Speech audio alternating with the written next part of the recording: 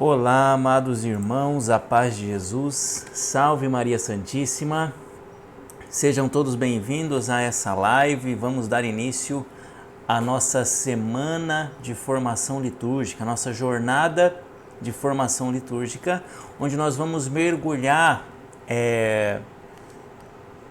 no estudo da Carta Apostólica Desiderio Desideravi do Papa Francisco. Nessa carta, onde o Papa Francisco vai nos chamar e nos convidar a uma formação litúrgica. Essa carta do Papa Francisco tem esse intuito, é sobre a formação litúrgica do povo de Deus. Então, necessária para os nossos dias de hoje, essa formação litúrgica, entender o que é a Sagrada Liturgia, como nós podemos mergulhar cada vez de uma forma melhor na Sagrada Liturgia. Então, meus irmãos, eu quero iniciar já, convidando você a curtir esse vídeo. Deixe aí o seu joinha, seu gostei, compartilhe essa live, esse vídeo, para que mais pessoas possam chegar ao conhecimento dessa semana de formação litúrgica, para que possam aprender mais sobre a liturgia a partir da Carta Apostólica Desiderio Desideravi do Papa Francisco. Quero agradecer então a presença de todos e vamos então fazer essa jornada. Como será essa jornada? Vamos ter essa primeira live, depois na quarta-feira nós vamos ter a segunda live, onde nós vamos ter a presença do nosso amigo, irmão, seminarista aqui da nossa diocese, Pedro Bezerra, seminarista da Diocese de Amparo, aqui a qual eu faço parte, e ele vai estar partilhando conosco também a respeito da importância da formação litúrgica, onde o Papa Francisco, nessa carta Desiderio Desideravi, ele dedica um espaço, um período dessa carta a falar da importância da formação litúrgica. Então, o nosso seminarista Pedro vai estar partilhando a respeito desse trecho da carta. E na sexta-feira nós teremos aí a última live, a terceira e última live da semana de formação litúrgica, onde nós vamos mergulhar aí no final da carta Desiderio Desideravi. Então, meus irmãos, eu quero, sem mais delongas, convidar você a rezar comigo para a gente iniciar rezando em nome do Pai e do Filho e do Espírito Santo. Amém. Vinde, Espírito Santo, enchei os corações dos vossos fiéis e acendei neles o fogo do vosso amor. Enviai o vosso Espírito e tudo será criado e renovareis a face da terra. Oremos.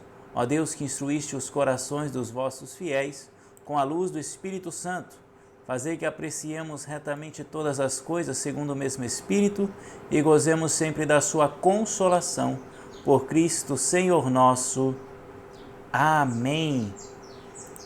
Quero fazer com vocês uma oração que o Papa, um trecho da carta que o Papa Francisco ele vai citar, um texto de São Francisco de Assis, que vai dizer assim: que o homem todo se espante, que o mundo todo trema, que o céu exulte, quando sobre o altar, nas mãos do sacerdote, está presente Cristo, Filho do Deus vivo. Ó grandeza admirável, ó condescendência assombrosa, ó humildade sublime, ó sublimidade humilde, que o Senhor de todo o universo, Deus e Filho de Deus, se humilhe a ponto de se esconder para a nossa salvação nas aparências de um bocado de pão. Vede, irmãos, a humildade de Deus e derramai diante dele os vossos corações. Humilhai-vos também vós para que ele vos exalte. Em conclusão, nada de vós mesmos retenhais para vós, a fim de que totalmente vos possua aquele que totalmente a vós se dá. São Francisco de Assis, carta a toda a ordem, no número 2, do parágrafo 26 ao 29. Veja, irmãos, que profundidade esse texto de São Francisco de Assis, né? Relatando a grandiosidade da Santa Missa, a grandiosidade daquilo que acontece na liturgia da Santa Missa, né? Que o homem todo se espante, o homem todo, corpo, alma e espírito do homem se espante, o céu todo exulte, o mundo todo trema, quando sobre o altar, nas mãos do sacerdote, está presente Cristo, o Filho de Deus vivo. Essa é a profundidade da Santa Missa. Essa é a profundidade do mistério que nós vamos buscar, mergulhar nesses dias de estudo, de aprofundamento na carta Desidério Desiderave. Então vamos direto ao nosso tema. O tema é a Desidério, então a carta apostólica Desidério Desiderave. Eu quero começar aqui com o número 1, né? O primeiro parágrafo dessa carta apostólica. O Papa Francisco vai dizer assim: caríssimos irmãos e irmãs, com esta carta desejo dirigir-me a todos. Depois de já ter escrito apenas aos bispos, na sequência da publicação do motu próprio Traditionis Custodes, para partilhar convosco algumas reflexões sobre a liturgia, dimensão fundamental para a vida da Igreja. O tema é muito vasto e merece uma consideração atenta em todos os seus aspectos. Todavia, com este escrito, não pretendo tratar a questão de modo exaustivo. Quero simplesmente oferecer alguns pontos de reflexão para contemplar a beleza e a verdade do celebrar cristão. Veja, aqui o Papa Francisco ele dá a motivação dele ter escrito essa carta apostólica, né? Ele fala que essa carta ele está escrevendo logo após ter escrito o motu próprio Traditionis Custodes, que era endereçado aos bispos, somente aos bispos.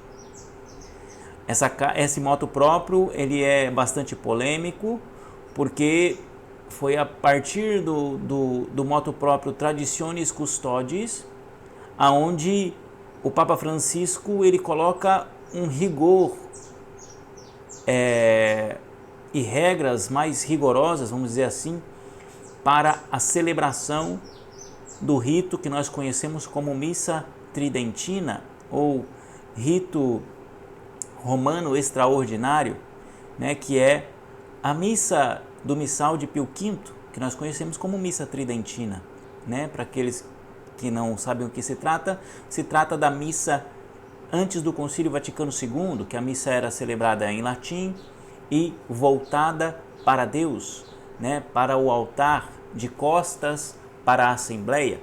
Então essa é a missa tridentina, aonde o Papa Francisco coloca regras mais rigorosas para a celebração de determinado rito.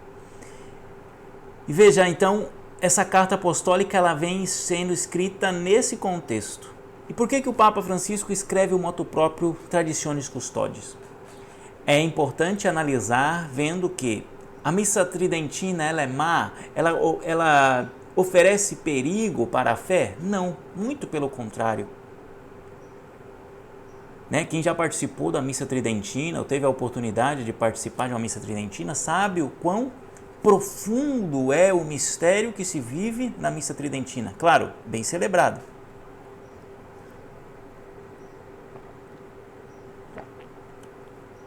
Porém, alguns irmãos estavam fazendo, de certa forma, um mau uso do rito de Pio V, né?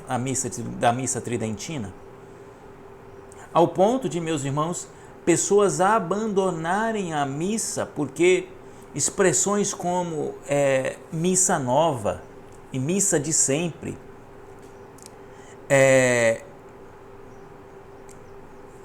tem tirado pessoas da liturgia, afastado pessoas da Santa Missa, com discursos de que somente a missa tridentina é válida, o Concílio Vaticano II não é válido, não é dogmático, é só um concílio pastoral. Então a missa de Paulo VI, que é a missa que nós celebramos hoje, né, após o Concílio Vaticano II, a missa que você vai aí aos fins de semana ou durante a semana, você que participa também da missa diária, louvado seja Deus, essa missa que nós participamos e que é celebrada pelos nossos sacerdotes hoje, muitos desses ditos tradicionalistas, conservadores, acabam de uma certa forma demonizando a missa de Paulo VI,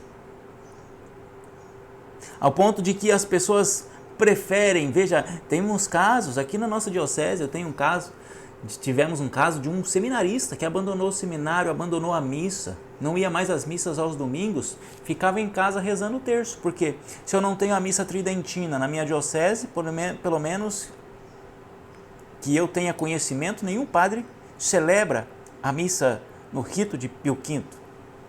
Pelo menos eu não conheço. Se alguém conhecer, louvado seja Deus.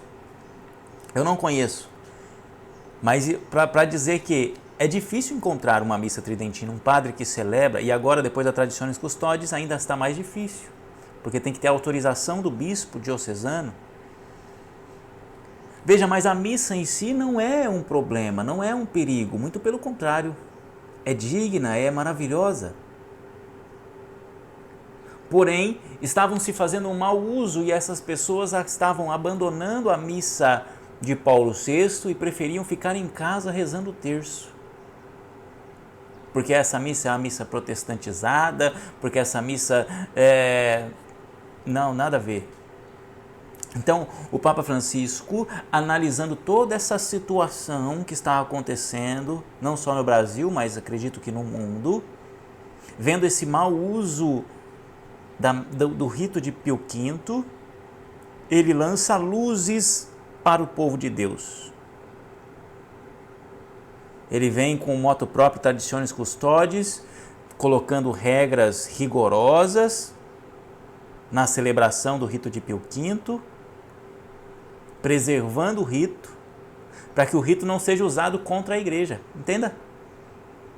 Esse é o zelo do pastor universal da igreja. Ele está, claro, nós podemos questionar por tolher o uso, por conta do mau uso. Eu também não sou muito a favor desse gesto, né, de proibir por conta de algumas pessoas que fazem um mau uso. Eu também não sou, eu sou contrário a essa realidade. Porém, nós temos que olhar que a atitude de um pastor universal é zelar pelo rito e pela sua igreja, para que o rito não seja usado contra a sua própria igreja. É essa a realidade, a situação que leva o Papa Francisco a escrever, primeiro, o motu proprio Traditionis Custodes e depois a Carta Apostólica Desiderio Desideravi, falando sobre a importância da formação litúrgica do povo de Deus. Então, meu irmão, essa carta foi escrita foi lançada, né, no dia 29 de junho de 2022 pelo Papa Francisco, e a motivação dela é simplesmente aprofundar a compreensão da liturgia e a sua centralidade. A sua centralidade na vida cristã. Quão necessário nos é o aprofundamento, o conhecimento, o estudo da Sagrada Liturgia. E essas realidades que levaram o Papa Francisco a escrever é porque ele tem notado, e nós basta olharmos para a nossa realidade, para o nosso lado, na Santa Missa, e nós veremos que quão é necessário hoje a formação litúrgica do povo de Deus. Então vamos lá. O primeiro ponto, a carta apostólica, ela tem como objetivo, essa carta, é renovar o amor pela liturgia. Renovar o amor, o zelo, por aquilo que nós celebramos na Santa Missa, pela liturgia da igreja. Um outro objetivo é evitar reducionismos na compreensão da celebração litúrgica. Veja bem, irmãos, quão é necessário evitarmos esses reducionismos. Veja, quantos de nós, ao falarmos de liturgia, já vem à nossa mente a questão, bate palma ou não bate palma, né? Liturgia, quando a gente fala de liturgia, a gente pensa logo nisso, bate palma ou não bate palma, que hora que levanta na hora da consagração, qual a forma de se rezar o Pai Nosso, é com a mão assim ou é com a mão levantada, né? Qual que é a forma ordinária de receber a Sagrada Comunhão? É de pé, é na mão, é de joelho, é na boca, é na mão e na boca, é de pé e na boca, é de joelho e na boca, é de joelho e na mão. Como que é, que forma que é que eu recebo? Veja, essas são as nossas preocupações quando a gente fala de liturgia, mas veja, o Papa Francisco quer lançar luzes de que a liturgia é muito mais do que isso, meus irmãos. A liturgia é muito mais profundo do que isso, meus irmãos.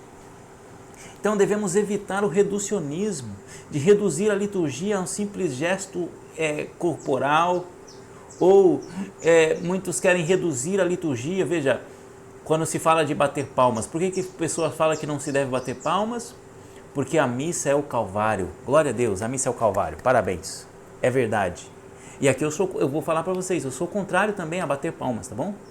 Para deixar claro, porque hoje a gente infelizmente mora num país muito polarizado, então onde a gente, se a gente, por exemplo, na política, se a gente é de direita, mas se a gente faz alguma crítica à direita, nós já somos taxados de esquerdista, modernista, comunista, tudo que é ista. E do outro lado também, se a gente é de esquerda e tece críticas à esquerda, nós já somos fascistas, tudo que é ista, direitista, sei lá. Certo? Nós vivemos um mundo polarizado. Veja, é necessário, meus irmãos, voltar a pensarmos com a nossa própria cabeça. É necessário, meu irmão, nós voltarmos a ter discernimento das coisas. É necessário nós voltarmos ao equilíbrio das coisas. A missa é o Calvário? É o Calvário, glória a Deus. Só que a missa não é só o Calvário, nós vamos entender isso. Ela é muito mais do que só o Calvário.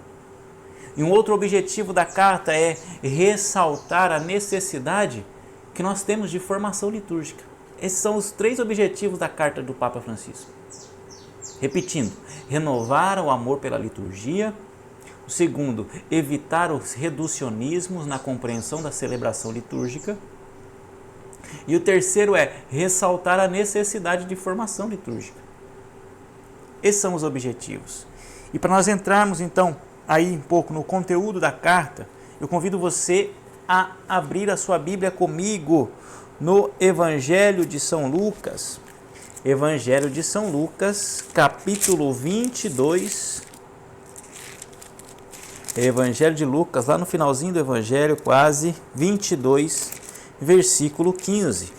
Evangelho de São Lucas, capítulo 22, versículo 15.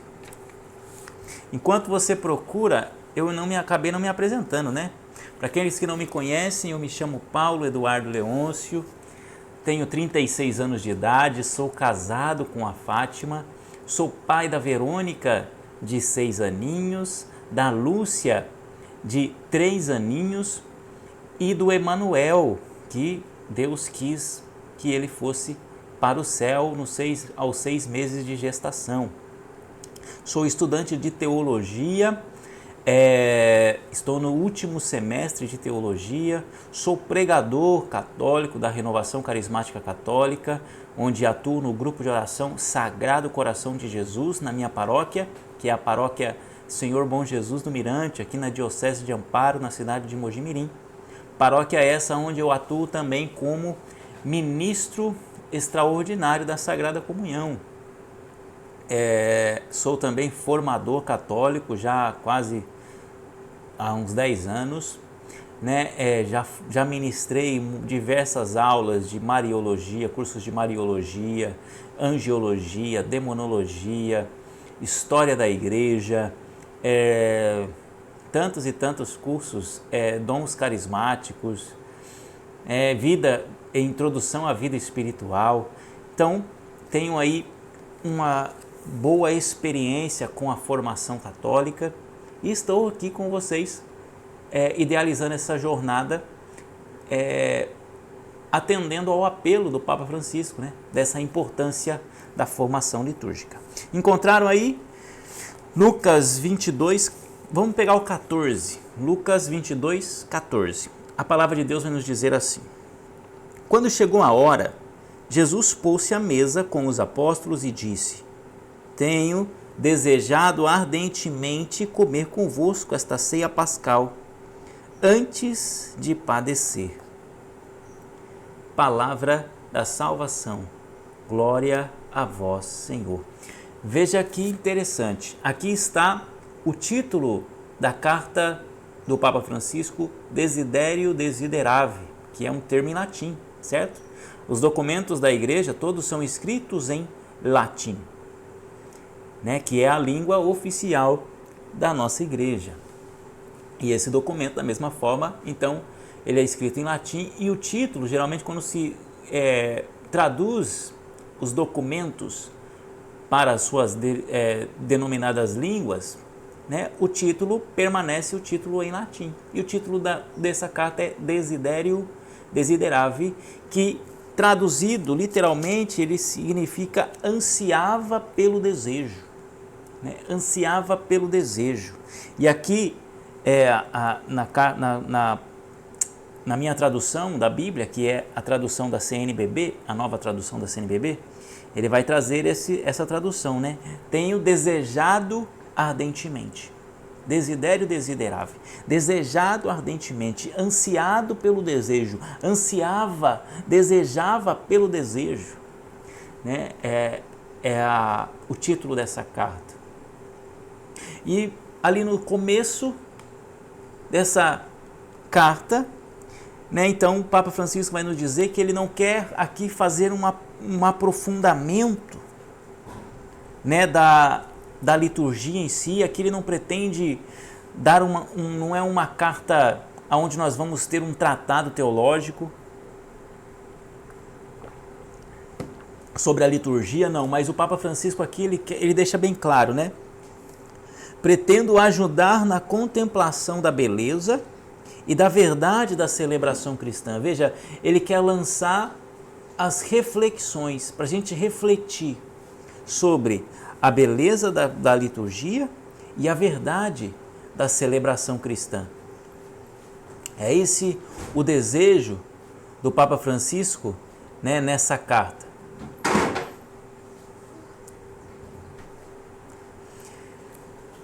E ele começa falando a respeito da liturgia, o hoje da história da salvação. Veja que o Papa Francisco ele vai nos dizer que a liturgia ela nos insere no mistério de Cristo. E aqui o Papa Francisco ele vai nos dizer que por essa frase de Jesus, desejei ardentemente, é onde o evangelista nos insere no mistério de Cristo. É onde Jesus lança a brecha para que nós refletimos todo o mistério da liturgia. E quando a gente adentra nesse desejo de Jesus, desejei ardentemente comer esta ceia pascal convosco. Veja, é interessante nós notarmos que ninguém ganhou lugar naquela ceia, né? Todos foram convidados. Essa frase do Papa Francisco na carta me chamou muita atenção. Ninguém merecia um lugar naquela ceia, mas Jesus os convidou. Desejei ardentemente comer com você. Você, Paulo, você que escuta essa live, você que assiste esse vídeo agora. Desejei ardentemente comer convosco essa Páscoa. esta ceia pascal.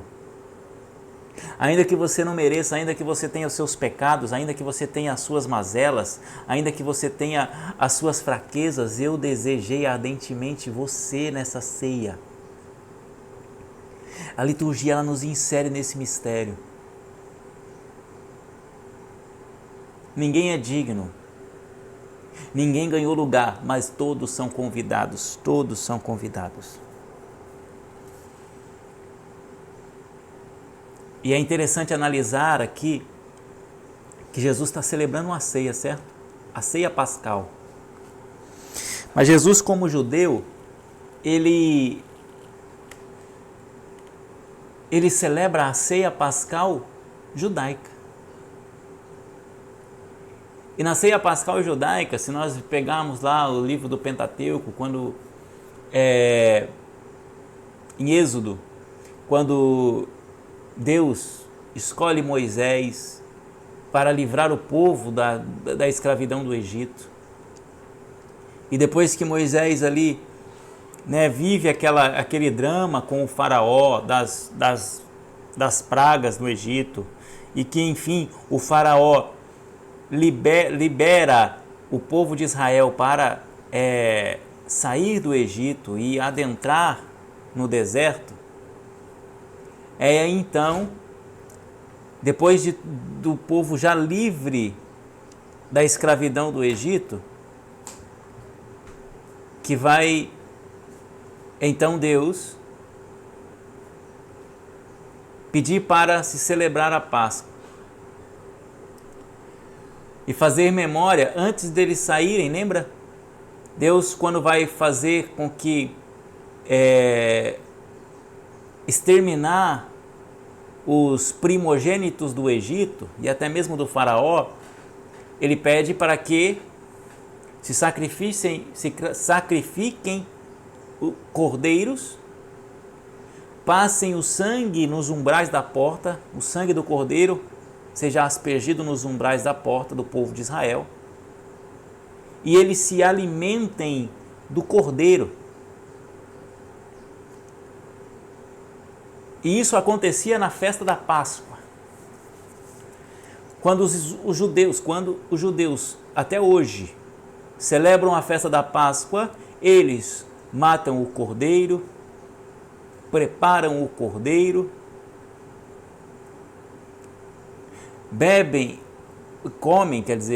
comem o cordeiro, se alimentam do cordeiro, mas também eles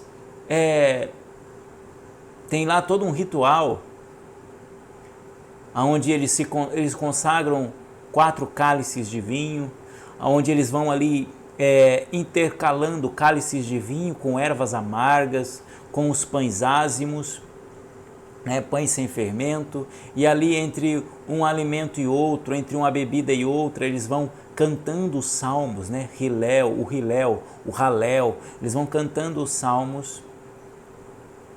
Essa era a festa, a ceia pascal, que Jesus está realizando aqui com os seus discípulos. Claro que numa outra perspectiva agora, como o Papa Francisco vai nos dizer, agora ele é o Cordeiro. Ele é o Cordeiro que vai ser sacrificado.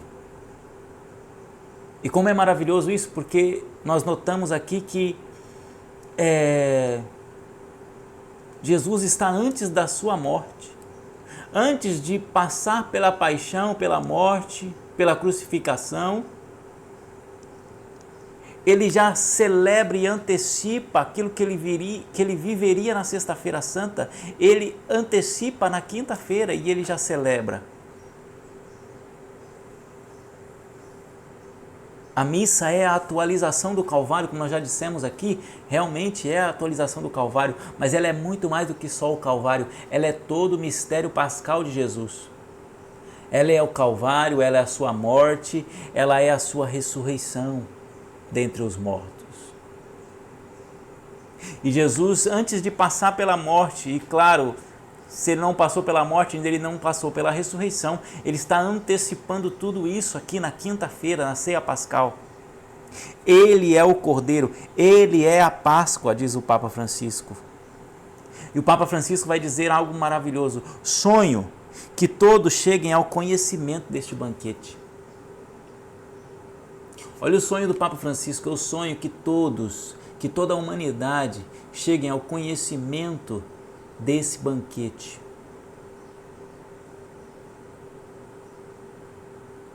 Que nós possamos entender e mergulhar na grandeza desse banquete e que, conhecendo e entendendo, nós também possamos, assim como o Papa, sonhar que todos cheguem ao conhecimento desse banquete, que todos se alimentem dessa mesma mesa, que todos se alimentem nesse banquete.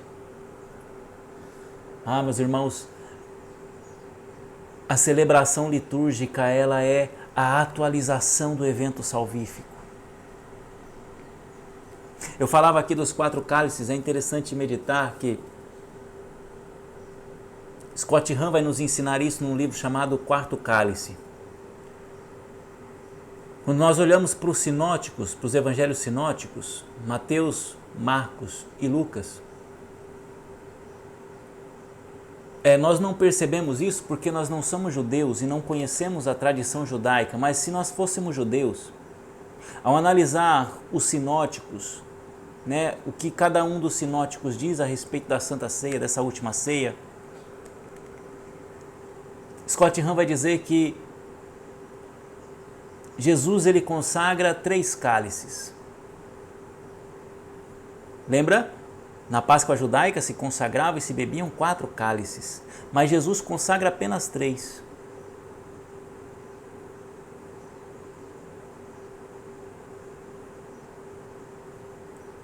Para nós, como nós não somos judeus, a gente não entende nada disso. Mas para eles, para os judeus, para os apóstolos que estavam com ele naquela ceia, é como se para nós fosse como se nós fôssemos à missa, se você fosse à missa no domingo e o padre esquecesse de distribuir a comunhão, por exemplo. Os apóstolos foram assim que eles se sentiram, faltou um cálice. E ainda Jesus diz comigo, pega comigo aí, versículo 17. Então, recebendo um cálice, deu graças e disse: tomai este cálice e partilhai entre vós, pois eu vos digo que de agora em diante não mais beberei do fruto da videira, até que venha o reino de Deus. Veja o que Jesus está dizendo, ele consagra o 3º cálice, distribui o 3º cálice para os discípulos que estão com ele ali, comendo a ceia, e diz: a partir de agora eu não mais beberei do fruto da videira, eu não mais beberei do vinho. E os discípulos devem ter pensado: mas como assim? Está faltando um cálice.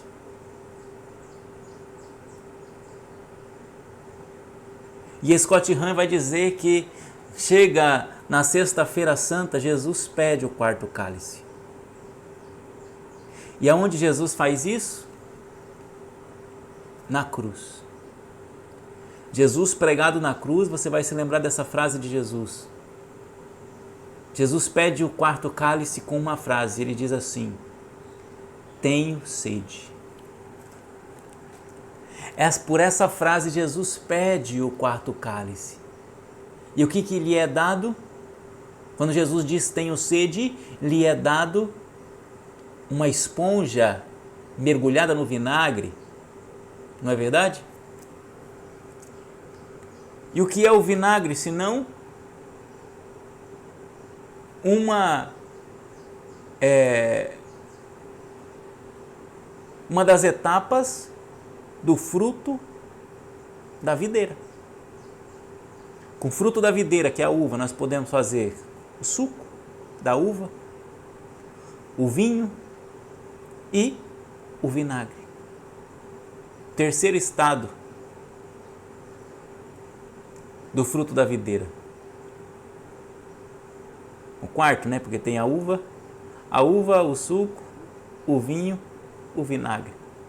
O 4º estado do fruto da videira. E quando ele lhe é dado de beber desse vinagre, do fruto da videira, quando Jesus bebe o 4º cálice, aquilo que seria o 4º cálice, ele diz: tudo está consumado. Olha a profundidade, meus irmãos. E tudo isso atualizado na Santa Ceia. E tudo isso é atualizado em cada Santa Missa. Em cada Santa Missa nós celebramos esse mistério de Jesus. Jesus que é preso, morto e ressuscita ao terceiro dia.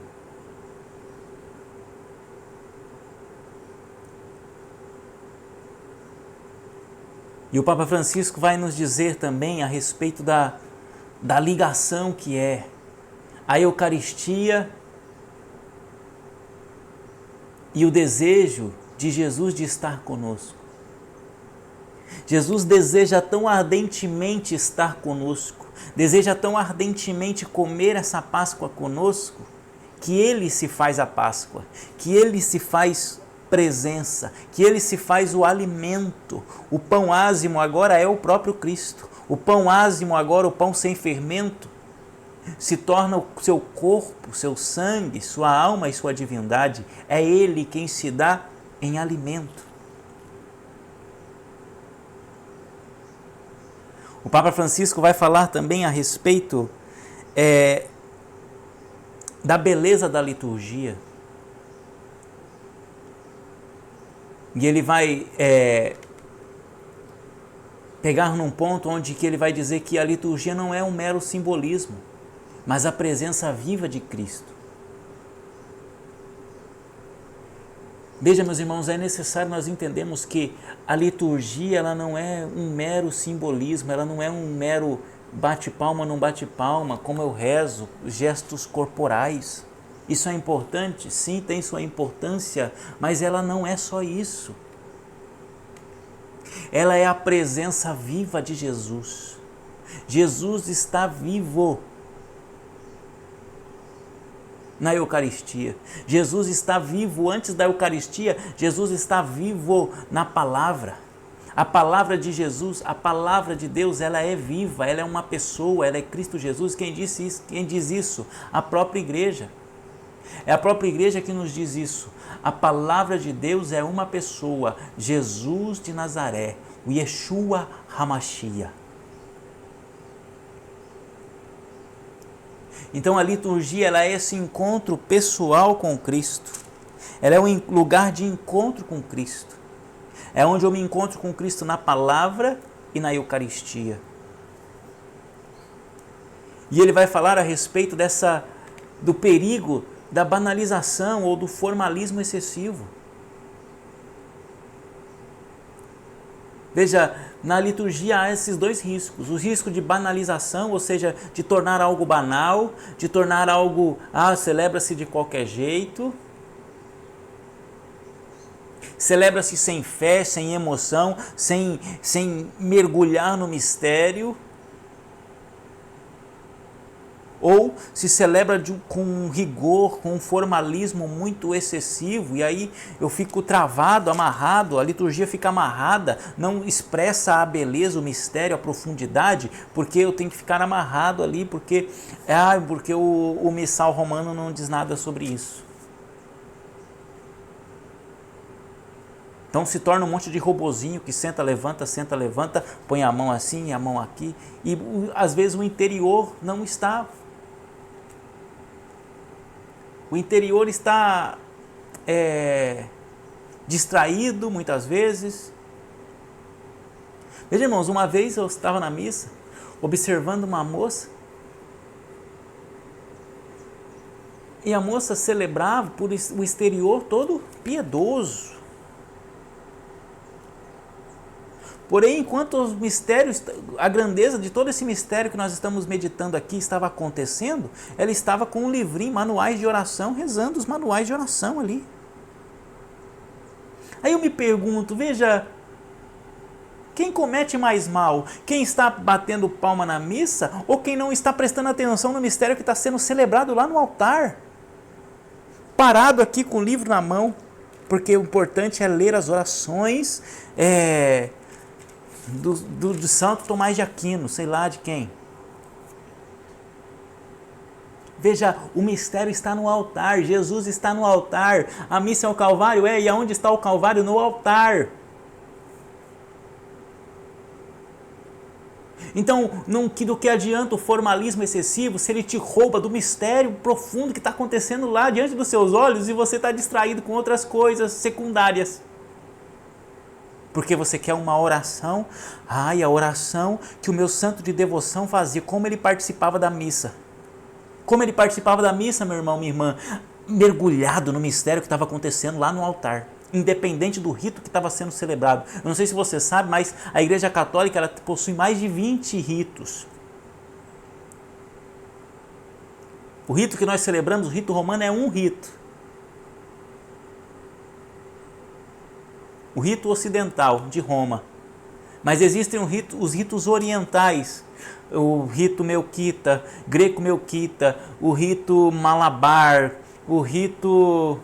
tantos e tantos ritos. Mais de 20.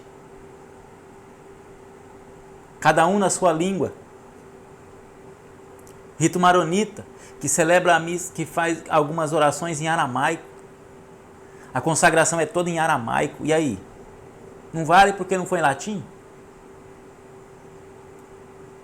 Veja, o importante é o mistério que está sendo celebrado no altar.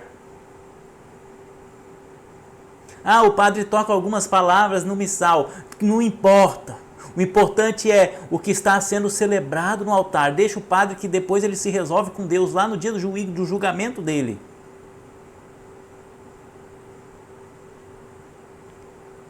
É importante seguir ao rito do missal? Claro, é muito importante. Se o missal está ali é para ser usado. E se seu padre comete muito abuso, procure outra paróquia, em nome de Jesus. Mas não abandone a missa. A missa não tem culpa do seu padre ser ruim. A liturgia não tem culpa se o seu padre é ruim de liturgia ou não. Se o seu padre comete abusos ou não. A culpa não é da liturgia, a culpa não é do Concílio Vaticano II, a culpa não é da igreja, a culpa é do seu padre que não se formou direito. Ou não busca se formar. Mas você tem se buscado, e glória a Deus porque você está aqui comigo, porque você deseja servir melhor e entender melhor aquilo que a sua igreja celebra. Louvado seja Deus. E o Papa Francisco vai falar também a respeito da formação litúrgica.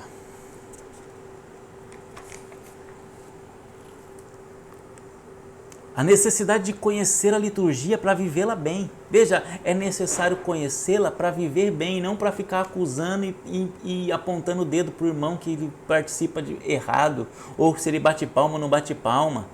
Se ele levanta antes da hora na consagração. Não é para você ser juiz do seu irmão, é para você viver e vivê-la bem, vivê-la melhor, colher melhores frutos da Santa Missa, da Eucaristia, do sacramento que você participa.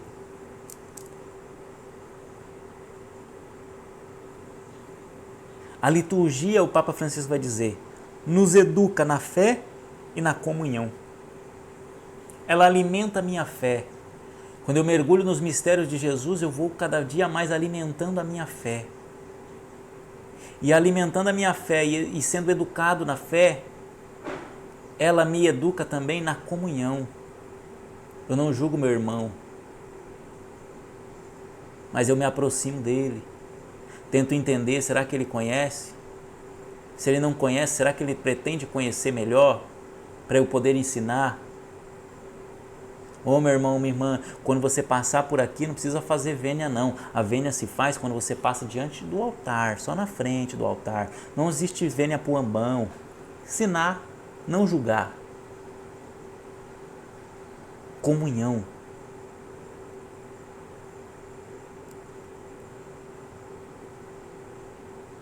O Papa Francisco também vai dizer sobre o sentido da participação litúrgica. O Papa Francisco disse que a verdadeira participação não se limita a ações externas. Não é a postura física. Claro que isso importa, importa. O externo vai revelar aquilo que está no interior. Por isso, a carta apostólica vai dizer da importância da interiorização e do encontro com Deus. Desejei ardentemente ceiar com você. Desejei ardentemente estar com você no altar. Primeiro, na mesa da palavra, onde você vai se alimentar da palavra. Depois, na mesa da Eucaristia, onde você vai se alimentar da Eucaristia. E depois no altar do seu coração, onde você vai fazer a ação de graças. O importante é a interiorização. E ali no meu interior, se eu estou realmente mergulhado no mistério, o meu exterior vai refletir aquilo que está no meu interior. Amém? O Papa Francisco vai dizer também que a liturgia ela é a expressão da fé da igreja. A igreja celebra aquilo que ela crê.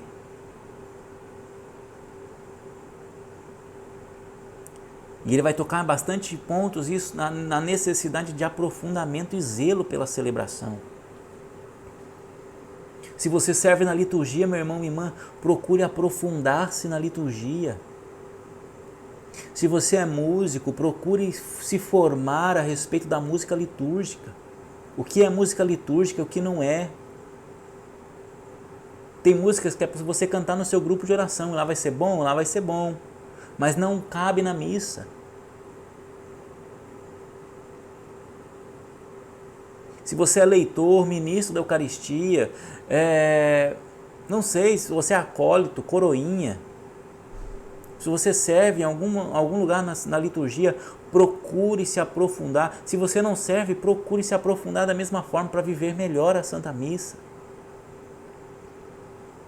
Ela é o lugar de encontro com Deus. Eu devo ter zelo pela celebração, zelo pelo sagrado, zelo pelas alfaias sagradas, zelo pelas vestimentas sagradas, zelo por tudo que faz parte da liturgia.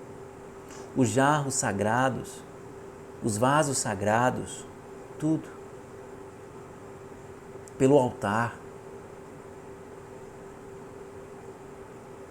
Zelo pelas cadeiras do altar, que ficam ali no presbitério.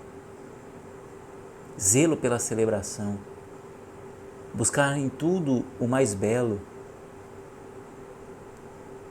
Aprofunde-se na liturgia. E esse é o nosso objetivo aqui nessa jornada litúrgica, amém? Então, Cristo, meu irmão, está presente na liturgia. Cristo está presente na liturgia. Olha o que o Papa Francisco diz. A fé cristã ou é um encontro com Ele vivo ou não existe. A fé cristã ou é um encontro com Jesus vivo ou essa fé não existe. A centralidade da Eucaristia, ela é como o encontro transformador com Cristo.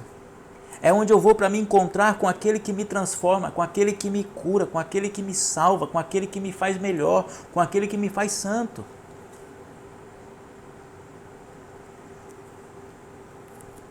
E o Papa Francisco ele termina essa primeira parte da carta falando a respeito da igreja como sacramento de Cristo. A igreja ela é o sinal visível da graça de Deus. E a liturgia ela é a expressão da unidade e da identidade cristã. Ele vai dizer assim, tem uma frase que me chamou muita atenção na Desiderio Desiderave, quando ele vai falar a respeito do sacramento igreja, sacramento do corpo de Cristo, que ele diz assim: por termos crido em sua palavra e descido às águas do batismo, nos tornamos osso dos seus ossos e carne da sua carne. Veja, aqui ele está fazendo um paralelo, uma relação com a passagem de Deus quando cria Eva. E Eva então é apresentada para Adão e Adão vai dizer, agora sim, é carne da minha carne e osso dos meus ossos. E Papa Francisco vai dizer assim, acontece comigo e com você. Quando descemos às águas do batismo, Jesus, que é o esposo da nossa alma, Jesus que é o esposo da igreja. E quando nós nascemos como membros da igreja, na pia batismal, como filhos de Deus, Jesus nos olha e diz: agora sim, carne da minha carne e osso dos meus ossos. É a minha esposa. É parte do meu corpo. Eu e você, meu irmão, minha irmã, quando fomos batizados, nós passamos a fazer parte do corpo místico de Cristo. E a liturgia, ela é essa expressão desse corpo de Cristo. O Papa Francisco vai dizer outra frase que eu achei sensacional, que eu marquei aqui, que é: o sujeito que atua na liturgia é sempre e unicamente Cristo Igreja, o corpo místico de Cristo. Ou seja, quem é que atua na liturgia? É o sacerdote? É os ministros? É o sacerdote e toda a equipe litúrgica, os leitores, os coroinhas, acólitos, os músicos? Não. É o Cristo. É sempre e unicamente Cristo e Igreja, todo o seu corpo. Mas aí você pode dizer assim: mas Paulo, eu só vou na missa e fico sentado lá, prestando atenção, participando. Sim, e ali você está atuando também. Se você me perguntar assim: Paulo, eu devo participar ou eu assisto à missa? Eu quero dizer para você, nós temos que assistir à missa. Mas não assistir como você me assiste aí esse vídeo agora, sentado, talvez no sofá, numa cadeira, não sei onde você me vê, talvez deitado na sua cama. Não, não é assim que nós devemos assistir à missa. Nós devemos assistir à missa no sentido de dar assistência. Assistir no modo de dar assistência. E como que eu dou assistência se eu estou só sentado no banco todos os domingos lá? Ah, meu irmão, minha irmã, você dá assistência respondendo a resposta do salmo, respondendo as orações. Veja que quando você pega o folhetinho ou se você usa a liturgia diária, o livrinho da liturgia diária ou tantas e tantas formas, né, o folhetinho que é dado nas paróquias, você vai ver que tem a oração que o padre faz e as respostas dos fiéis, e eu estou dando assistência quando eu respondo de alto e bom som. O Senhor esteja convosco, Ele está no meio de nós. Quando nós vamos cantar o santo, o padre ou o bispo, o ministro que está celebrando a Eucaristia vai dizer: cantemos a uma só voz. Veja, o corpo de Cristo, juntamente ali com os anjos, com todos os santos que se fazem presente ali no altar, como vai revelar alguns místicos, até mesmo o purgatório, todas as almas do purgatório se encontram ali diante do altar, vai revelar alguns místicos, para cantar o santo conosco. Santo, santo, santo, Deus eterno, todo-poderoso. O céu e a terra proclamam a vossa glória. Hosana nas alturas. Bendito que vem em nome do Senhor. Hosana nas alturas. Ah, meus irmãos, é esse o chamado que Deus tem para nós.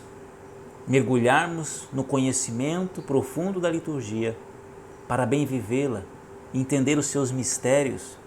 Veja, aqui nós estamos meditando somente os 15 primeiros parágrafos da carta. Só o comecinho. Agora, a partir de quarta-feira é que realmente nós vamos mergulhar no conteúdo mais profundo, teológico, né, da liturgia, proposto pelas reflexões do Papa Francisco na carta Desidério Desiderável. Então, meu irmão, minha irmã, louvado seja Deus. Vamos dar início, finalizar então essa live, né? Já estamos chegando aí a quase 1 hora de live. Espero que você tenha se aprofundado e mergulhado em grandes mistérios aqui, desconhecidos da liturgia, e que você tenha sede de esperar aí até a quarta-feira para a nossa próxima live. E peço que você compartilhe esse vídeo, deixe o seu gostei, né? Manda para mais pessoas para que possam participar da segunda live também, porque não? Convide mais pessoas para participar conosco da segunda live, onde vamos mergulhar ainda mais profundo nessa jornada de formação litúrgica com o Papa Francisco, né? Que Deus te abençoe. Te espero então na próxima live, né? Obrigado pela sua paciência em acompanhar-nos aqui, essa 1 hora, e te espero na próxima live. Deus te abençoe, estivemos reunidos e permaneceremos unidos em nome daquele que é Pai, Filho e Espírito Santo. Amém. Louvado seja Deus.